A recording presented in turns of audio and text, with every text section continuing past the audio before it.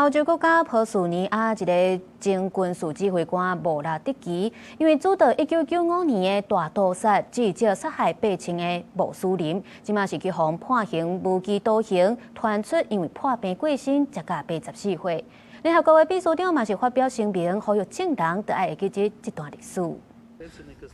互外界號做是波斯尼亞都府的前塞爾維亞的軍事指揮官穆拉迪奇，8月27日在荷蘭海牙的聯合國拘留所過身，食到84歲。伊佇1992年到1995年波斯尼亞內戰期間，帶軍隊進行種族清洗，而且佇斯雷布雷尼察下令屠殺上無8,000個穆斯林，是二戰以後歐洲上界粗殘的行動。穆拉迪奇佇戰後逃亡15冬，一直到2011年才佇塞爾維亞互人抓到。國際法庭佇2017年照種族滅絕等罪名判伊無期徒刑。迄當陣伊佇法庭毋但攏無懺悔，甚至還閣釋放烏白養。Mr. Mladic, sit. Mr. Mladic, sit. Mr. Mladic, if you continue like this,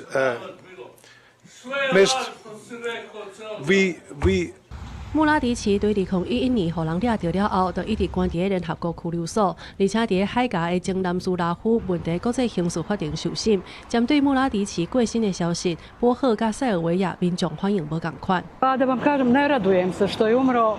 Voljela bih da je još dugo poživio, pa da vidi kako je. Velika žalost, velika tuga. Po meni, on je bio oficir JNA.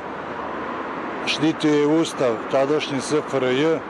針對穆拉迪奇病逝，聯合國強調甲受害者家屬徛做伙，呼籲各國領導人停止否認種族滅絕的嚴重性，而且講政治才是這個地區實現和平甲和解唯一的路。公視新聞陳偉林、鄭建講評譯。